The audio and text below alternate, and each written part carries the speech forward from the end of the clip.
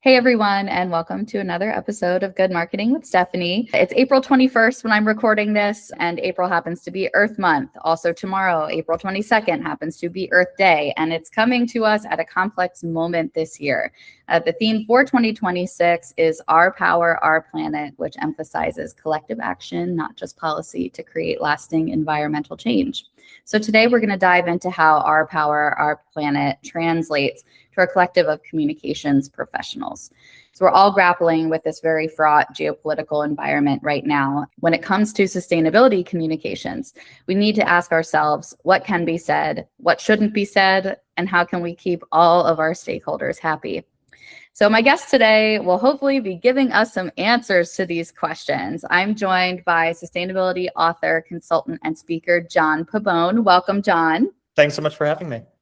Of course, we're happy that you're here. So just for everybody's background here, John is an expert in sustainability with a resume that includes the United Nations, McKinsey, AC Nielsen, and BSR, which happens to be the world's largest sustainability-focused business network. He's traveled the world studying the impacts of sustainability firsthand in factories, on fields, and in Fortune 500s, with a mission to move sustainability from theory to practical strategies that help people and businesses create real impact. John's also a regular contributor to major publications, and he speaks to an array of global audiences on issues of sustainability, geopolitics, communications, and societal change.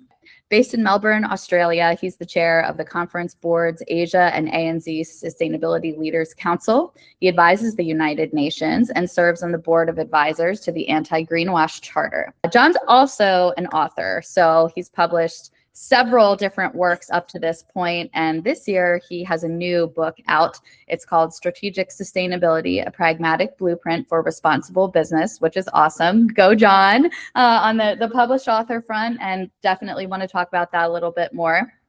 But, I want to start with just a warm-up question for you, which as a PR professional, I love asking. So what is the biggest news story that you're watching in sustainability right now?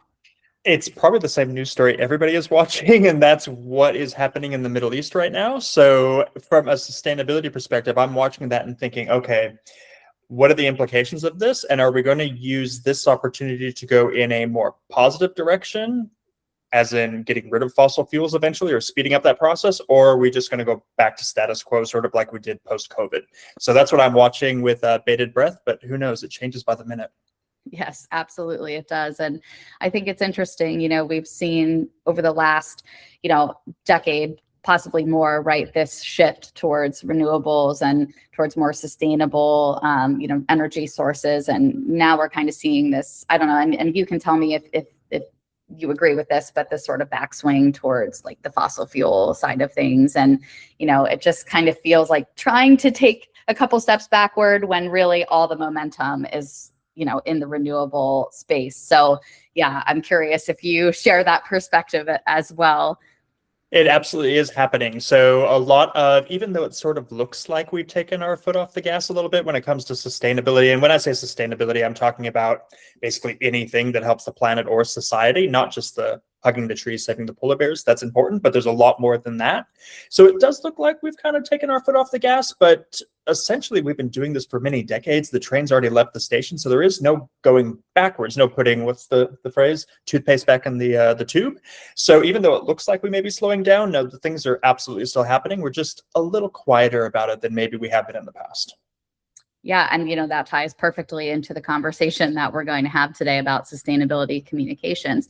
But also, sustainability is a good business practice, generally speaking, right? So from a business strategy perspective, and I would love to kind of dive into what your new book is about on this front. But from the strategy perspective, why does sustainability make sense for businesses? Sure, absolutely. So we know that sustainability is like you said, it's smart business. And there are plenty of statistics and case studies showing how organizations that are sustainable in their business models or have it built into their, and I hate I'm about to say this, their proverbial DNA of the business, they outperform their peers quite well. So we know that's the case. And if you think about it just logically from a business perspective, if you're a sustainable business, you probably have a better handle on what's happening internally, a better handle on your supply chain and your logistics, the amount of waste that's coming out of your business, and how your workers are performing, because all of this, again, is part of that big umbrella term of sustainability. Then you're going to have a better running business regardless. So it just all ties together. And you tack onto that sort of government regulation, and governments, especially those that are publicly traded companies working in stock markets, are being forced and regulated to do more sustainable practices. And then there's consumer pressure as well to be more sustainable and to do better for the planet and society. It just makes sense. And so it sort of boggles the mind sometimes when you get to talking to an organization and they either don't understand the business imperative of it, which, okay, we can talk about that, or they're just vehemently opposed to it. And you go, well, I don't know where you got your MBA, but it certainly doesn't make sense in my mind as to why you wouldn't want to consider some of these more sustainable practices. So when you encounter someone like that is opposed to it or is very hesitant, how do you handle that? How do those conversations go? How do you change their minds? It's always speaking in their language. So for anyone who doesn't know me, I'm not hanging off the side of a whaling ship anytime soon. I'm not an activist. I'm not a greenie. That's fine. They have their place. I have always been a consultant. I've always worked with private sector companies and governments to sort of improve their operations and what they're doing. So from that, I've had to learn how to speak the language of business. So I would never go into a boardroom meeting with senior executives and start talking about, oh, you need to do this because it's good for the earth. They're going to laugh at me, or they're going to kick me out. I'll never get business. But you talk to them in a way that marries that altruism with the practical business imperatives that they have, the KPIs they need to meet, the financial implications. So it's, for some people, a little distasteful to communicate sustainability that way, but it's either communicate it that way and at least get people listening, or communicate it the way we've been doing for many, many decades and never get anywhere. So it's a fine balance there. And it resonates, it works. Once you start explaining, this is going to impact your bottom line, this will help with your productivity, X, Y, and Z, then you can start to tack in the more altruistic stuff as a byproduct of that, not the other way around. That is such a great point. And I think something that, the people listening to this podcast will certainly understand, that sort of balance that we have to strike as communications professionals, right? Between this, sort of like purity test side of things, which is, kind of my understanding of what you're saying there, this purity test version of why you should care about sustainability as a business, which is, yes, save the earth. And obviously these things matter to us as people, as individuals, but from the business side, there has to be a business case. And so how do you balance those things? And how do you navigate those potential challenges that could come up? If people say, okay, well, you should be doing X, Y, and Z. It's great that you're doing this, but there's more that you could be doing. So I think that's one of those challenges that we face a lot in this profession, because we want to see that change. We want to see those incremental steps being taken, that, the sort of things that you go into businesses and talk to about, but also managing expectations from stakeholders outside of the business in the broader community, right? So right now in 2026, in this moment, and earlier, when I asked you about the news story, you brought up the Middle East, and it's just a very complex moment that we're in right now. That's an understatement. Yeah. Yes. So your book, why is it important right now? And, this broader conversation we're having about taking those steps towards sustainability, why does it matter right now? My inspiration for starting the book, besides a publisher saying, hey, would you write a book for us, was sort of that question I talked about a few minutes ago, the idea that sustainability is losing steam, that we've taken our foot off the gas, that we're not doing as much anymore. And as we're recording this, it's actually the second anniversary of a very big announcement by Unilever 2 years ago, obviously, where they sort of rolled back a lot of their ESG commitments. And that at the time got a lot of people perked up saying, well, what is going on? Because Unilever was sort of the poster child of sustainability in the corporate world. If they're rolling things back, does that mean that everybody's given up on this? And so I started to dissect that. And again, that is the inspiration for the book. And I found out that no, we haven't taken our foot off the gas. We aren't losing steam. It's just gone through a different iteration. We're going through another evolution in a very long history of evolutions where it looks a little different than it did before. The work is still absolutely happening. It's just not being communicated. And communication, always been our Achilles heel. We are terrible at sustainability communications. It's been that way from the very beginning of how we've tried to market ourselves. Hopefully we're fixing that a little bit more, but long story short, where we're essentially going from is a large set of ambitions, primarily written by marketing people that like to make things flowery, like, I'm going to do X, Y, and Z by 2030, when that's not at all possible. We're going from that to much more practical, pragmatic approaches to sustainability, where instead of Unilever saying we're going to do all these amazing things for the planet, they're actually saying, well, that was probably a bit of an overstretch, but hey, these are the things we can realistically do, and we're going to achieve that instead. And I would prefer the second version versus the aspirational first that looks good on paper, but really isn't going to get us anywhere. Yeah, such a great point. And from the communications perspective, specifically sustainability communications, can you tell me about some of these outdated strategies or ways of approaching sustainability communications? What are some of those that you are like, absolutely throw that out, get rid of it? How much time do we have? It's my favorite thing to talk about, so I'm glad we're talking. You can just imagine being in the room when whatever marketing genius thought up modern day sustainability messaging, right? We're talking like the 80s, some boardroom somewhere in Manhattan off Madison Avenue. You got the burnt out hellscape of an earth. You have Mad Max, right? Everyone's on motorbikes, driving around, fighting for scraps. You have the sad polar bear on the melting ice cap.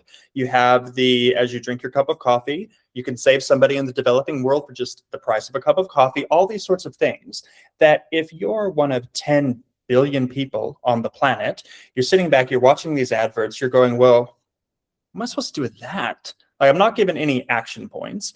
I've made myself feel bad by even watching this. My favorite, not favorite example is I don't know if you would know what this is, if I'm dating myself or not, but there's a Sarah McLachlan commercial for animal welfare, and I can't watch it. I think even she said in interviews that she will not watch the advert because it makes her, just go into hysterics. That's sort of that approach. It's called sadvertising, where we guilt people and we think that's going to elicit a response. And studies have been done over and over again showing that it does elicit a response, just not the one you think it's going to. So you look at things like that, get rid of that stuff, get rid of this advertising, get rid of the hypersexualized imagery. So the likes of PETA, they love to do stuff like that. Again, studies have shown that doesn't work the way they think it's going to. These are very outdated approaches. Then if we go into sort of the greenwashing side of things and the lying to consumers by pretending you're sustainable, by doing things like printing a pack in green, what does that mean? Like, they're treating us like we're dumb. Like, that doesn't denote anything to me. Tell me what your creds actually are. So it's these really outdated things that, not just as a sustainability communications person, I'm saying get rid of, but normal consumers are very, very switched on, and they're saying get rid of this stuff too, because we're seeing right through the lies. I absolutely, okay. Well, first I want to say, yes, I do know Sarah McLachlan commercials. Okay. We'll have to cut. I don't know if they even show it anymore on TV. God.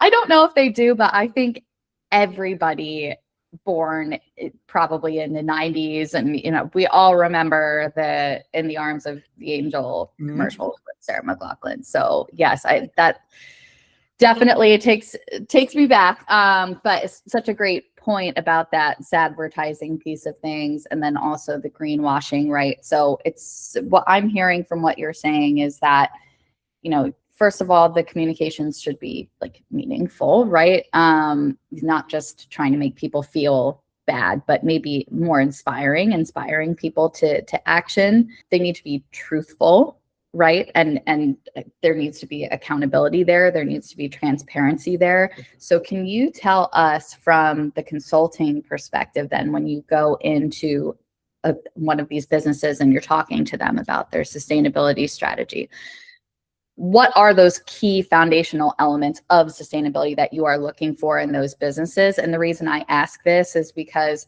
for a communications professional, someone's listening to this and they're saying, okay, I do want to talk about sustainability at my company. Where do I start, right? What are those foundational pieces that people need to be looking for in a sustainability strategy? Absolutely. So if the first instance, always going in with a new client or a client I haven't worked with in a little bit of time, I always tell them to going to use a big jargon term, do a materiality analysis, which is essentially looking at, okay, out of this entire universe of things we could be doing, the hundreds of different sustainability elements we could be doing as a business, what are actually 2 or 3 things that we should be doing? So talking to the different stakeholders internally and externally, looking at the market and what the market wants, looking where our expertise is, and focusing down from hundreds of things to just a couple.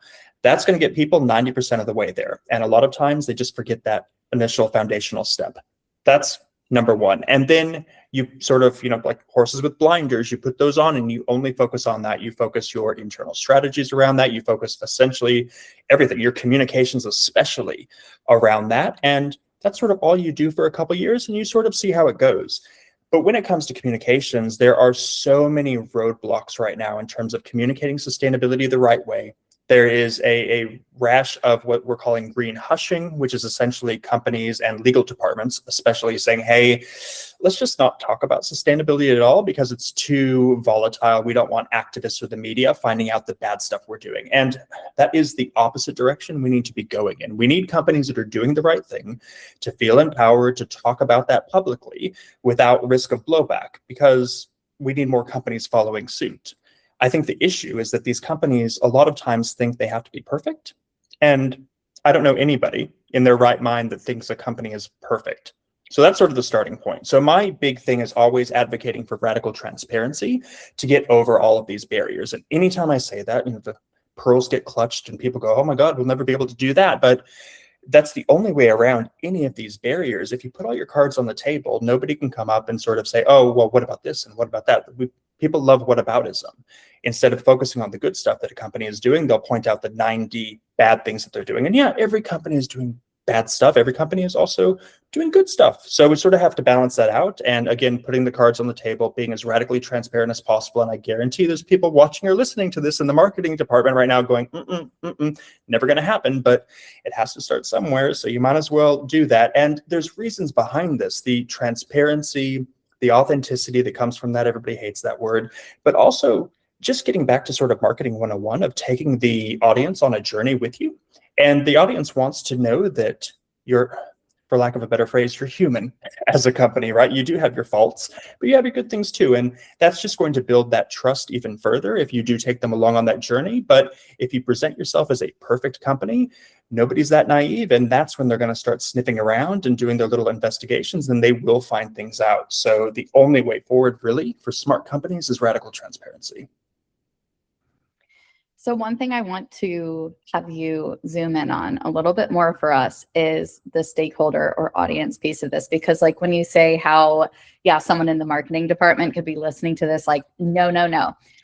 It's this, stakeholders or audience. It sounds like such a nebulous, just like blob of people. And I think that sometimes companies, because of their fear of backlash from so many different directions, they're afraid to maybe take that step forward and start, communicating about these things or taking these steps internally on their sustainability strategy based on, what you're just sharing. And so how do you actually define who your stakeholder groups are in this situation, right? Because if you know who it is that you are responsible to, that makes it a lot easier to make these decisions, right? And from a communications perspective, also makes it a lot easier to develop your messaging and, actually execute on these things. So how do you define who the stakeholder groups are, and why is it important to do that?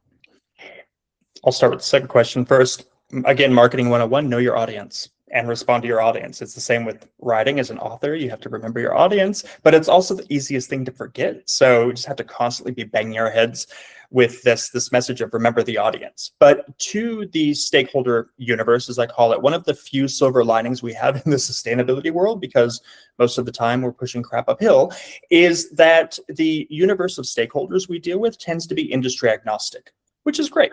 So I separate it out into sort of 3 concentric circles. In the middle, you have your internal stakeholders. So anybody that works with you, your staff especially, and they tend to be overlooked, but staff are super important, especially when you're trying to get a sustainability message or program off the ground. You have your board of directors, you have your executives. Obviously, the key to a lot of sustainability programs either succeeding or failing is if there's a champion in the C-suite somewhere that has either sign-off power or financial power. If you don't have that, if it's more of a bottom-up approach within a business, those are sort of built on shaky ground. So you always want a champion at the top.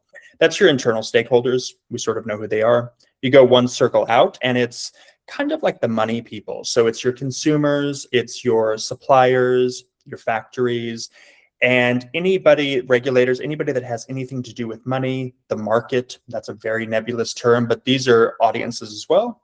And then you go out into the third circle, and these are the ones that give you your, what we call a social license to operate. So they may not directly impact the work you do day in and day out. They may not buy your products. You may not even know who they are, but without their support, or if they come after you and they don't support your business at all, it's going to be really hard to run an organization. So the media, civil society, activists, the list sort of grows on and gets bigger. Influencers on social media obviously are a very big one right now. So you need to placate's a strong word, but you certainly need to address them in your communications. Now, can you create a communication strategy that addresses every single one of those groups at once? No, of course not. You can't. So you need to do sort of bespoke, and you need to narrow down from all of those groups who the most important ones are. And that's really based on who has the most impact on your business in a day-to-day perspective, and also who's going to help you get that message out in the best way possible, in the best light, because we need all the help we can get in getting communications out in the sustainability world.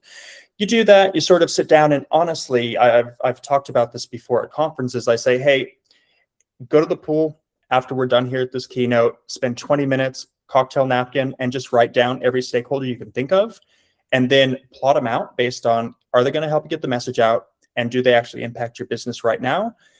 And you'll find out exactly who you need to be addressing. It shouldn't take more than 20 minutes to do. But like remembering your audience, we tend to forget doing that in the rush to just get something out.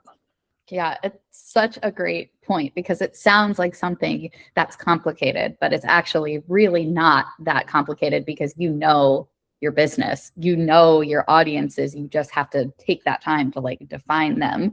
And, you know, to your point, sort of triaging, like who is going to be the most important, you know, like activation for us here, like versus, you know, like it's such an interesting, I should say it's one of those things that people think is so hard about, you know, communications or whatever, that actually is really quite simple. But if you don't do it, then it makes the rest of your life that much harder. So it just makes sense to do it. Spend the 20 minutes, get it done. And then any writing or crafting a message is going to be that much easier for you in a perfect world. Not always. And don't do it at your own peril, right? Because, you know, you mentioned some of the, like, you know, social license to operate. So some of these stakeholders that maybe are like on the periphery that you're not really paying attention to, they find something out that they don't like, and they're, you know, sharing that with their audience. Well, there you go. Now you have a crisis on your hands because you ignored them, or you didn't examine all the areas where there could be a crack. And this isn't, you know, I want to make this point too, and I think you've done this quite well. But just reiterating that, again, like the honesty piece, the truth, the transparency, the accountability, these things are really essential if you want to be successful on the sustainability side, right? Like you have to be communicating from a place of honesty first and foremost all the time. They're not fluffy things at all. If you don't do that, it gets sniffed out really, really quickly. And that's when companies find themselves in trouble, is when they tried to pull a fast one on whatever audience stakeholder it might be. Because again, nobody's naive. They can really identify when they're being lied to. And unfortunately, it sort of comes in the most egregious ways. And these companies just think they're much smarter than us, and they really aren't. In a few cases, maybe, but usually not really. For all the money they invest in market research around how to lie to consumers, it'd be better invested in actually doing good things. I don't know why they do it that way. Yeah. And you should never underestimate the power of communications, right? Like, so if you, again, are not being totally truthful about something, or you're, participating in greenwashing, or, these things that really are no-nos, right? On the sustainability comms side. Yeah. If somebody finds out who, I don't know, it could be an influencer who has, 2 million followers or something like that. And that's just a nightmare scenario, right? There's so many more ways now that people can find out what you're doing and blast that out to their audience, and basically put you again into a crisis situation. At the same time, there's the positive side of that, where if you're actually engaging with some of these influencers and creators and people who are respected in these spaces, it doesn't have to mean, the get ready with me TikTok influencer. There are influencers and thought leaders in the sustainability space, and, in your specific vertical, most likely, right? That they really could amplify the things that your company is doing. They could amplify those messages in a positive way. So, there's two sides to it. But when you're not thinking about engaging those people, and you're only thinking of your stakeholders as being like your customers, which is something I talk about a lot. Like, it's not just your customers, right? There's all these other people who could be enabling and empowering and, helping you grow on the sustainability side. But there's also a lot of people that could tear you down. Oh, absolutely. So, it's just this really interesting time that we're living in as communications professionals, with so much fragmentation and so many different channels and so many different audiences across all these different channels. So anyway, I'll get off my soapbox with that. But no, we're on the same one. Don't worry. So just, from your perspective and from your career and all the work that you've done, strategic sustainability communications, where do we start? What are some good examples that you've seen, or maybe that you've worked on? Tell us what that looks like, that success looks like in practice. Yeah, so it is about radical transparency, as I said before. And I think the best example that might throw people for a loop comes from Atlassian. So they're a massive software company, one of the biggest in the world, I think now, and they're sort of a social media darling and a sustainability darling. Their CEO and founder, Mike Cannon-Brookes, is an Aussie. He's also a billionaire. Now, when you think sustainability, you don't think billionaires. They sort of are counterintuitive to one another. But the company, Sustainable Poster Child, last year, the year before, they decided to sponsor one of the F1 racing teams. And everybody stepped back and scratched their heads and went, well, what? Like, how does that link up? That doesn't make any sense. And when that happened, the CEO himself, Mike, I talk like I know the guy. I don't know the guy. He got out in front of it and he said, hey, this is why we did it. And he explained the rationale that they're sponsoring the most sustainable team within the F1 in the hopes of encouraging other teams to improve their own operations and emissions. Okay, great. That makes sense. But then he went one step further, and this is where the radical transparency comes into it. And he said, oh, and by the way, yeah, I'm a billionaire and I have a private jet. And I know the no, but here's the reason why I have a private jet. And he talked about all the innovations the jet had and the hope that those innovations would encourage a broader change within the entire airline industry to become more sustainable. So the rationale behind it, and that is not only the radical transparency, but like we talked about a few minutes ago, that's taking the audience, the stakeholder, on that journey and explaining the rationale of why. And I think the companies that get it right around strategic sustainability communications are willing to do that. They're willing to be a little more radically transparent than others. They're willing to take consumers on the journey. And most importantly, they're willing to explain the rationale, which is sort of what people want. Again, they don't want perfection. They just want to understand, what was your thinking behind this? And from that, can I support what you're doing so I can make my own educated decision? I think that gets Tom's pros a long way into doing the right thing when it comes to strategic sustainability communications. Plenty of examples. Patagonia is another good example. I know we talk about them quite a bit when it comes to good sustainability communications. Their most recent sustainability report, the cover said, I may get this wrong, but I think this is what it said. It said, all we do is greenwashing.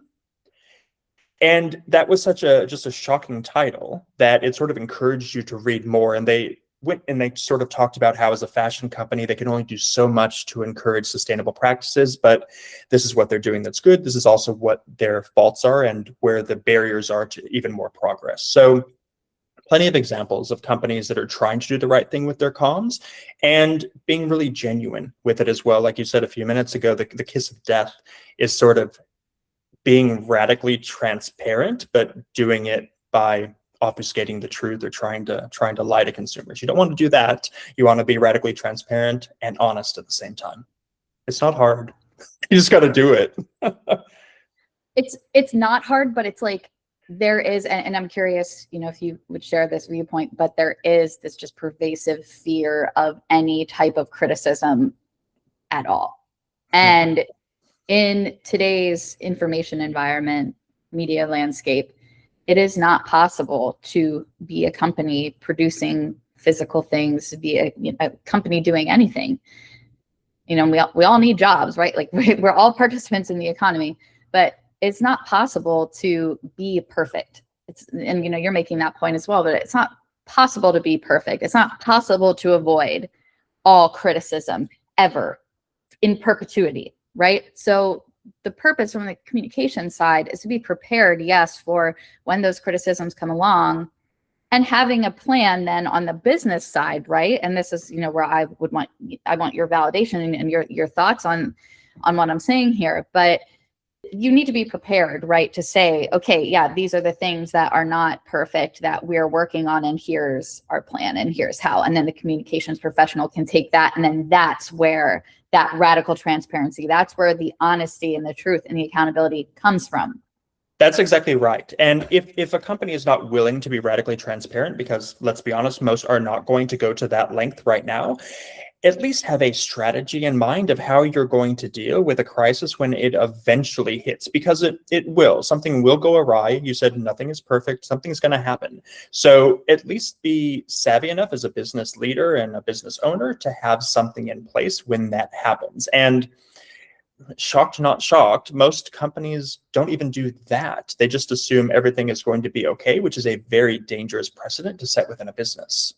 Especially today, where we know things just turn on their heads every 5 minutes. So you just being prepared for now makes a lot of sense. And for me, the biggest issue with that, and why we haven't seen a broader adoption of sustainability practices in the private sector than where we would honestly like, and why we aren't seeing companies prepare their strategies appropriately, is because of this. And I think you referenced it sort of at the beginning, this constant need for the quarter by quarter metrics and performance and KPIs, which is totally antithetical to the world of sustainability, where we operate in years, decades, and centuries. The companies that have been able to do the right thing, the Unilevers and the Patagonias of the world, they've found their own way through marrying the two of those concepts together in a way that works for them. And that's how we get sustainability adopted. But for companies who continue to hold on to the traditional quarter by quarter metrics, or a CEO and the board is going to be booted, they find it very difficult to understand, let alone embrace, the concept of long-term vision that comes with sustainability. I believe that 100%. And yeah, I mean, earlier in the conversation, we talked a bit about how there's been that sort of like backslide toward fossil fuels, away from renewables. And I think that applies here as well, where that backside almost feels like, oh, let's go back to a time when it was easier, when things were simpler, maybe where we didn't have to care about sustainability as much, right? But the truth is that by and large, right, the, overconsumption, like a lot of people are, saying, hey, something's gotta give. We can't just infinitely grow and infinitely consume forever, right? Especially on a planet with like finite resources and billions of people and, climate change and all these things that are happening. And, I think that's being recognized. That's the general direction that things are moving toward, where sustainability is a centerpiece of business strategy, a centerpiece of how businesses operate. But at the same time, that is a step-by-step incremental thing. It's not something that can be just changed overnight, as much as it's easy to, go online and say, oh, well, they should just do this or they should just do that. It's hard inside the business. But and this is just my perspective and observation, right? That is the direction that most businesses are trending in. And I think that will actually be, and I would love to hear what you think about this. I think that will actually be, what separates the wheat from the chaff in the future is those businesses that have prioritized these things that, consumers want to see, but also that, makes sense on the business side. You must be looking in the same crystal ball as me, because that's exactly the same thing that I'm seeing. And I love the point you brought up, and it's really important for people to grasp. And I think talking about bad communications, we've done a really bad job at getting this message across, is that this is not flipping a switch.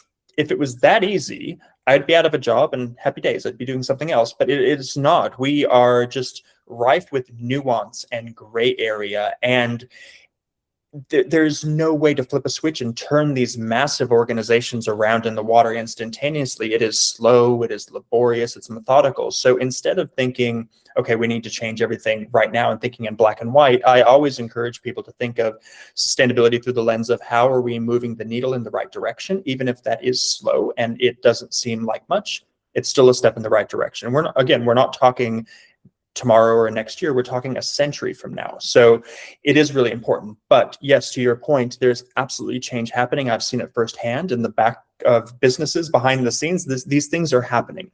And as much as people might like to scream about capitalism and how awful it is, and is it the best system? No, I wish we would have picked a different one. And until a brilliant economic mind comes around to give us a new system, this is sort of what we have. So we have to deal with it.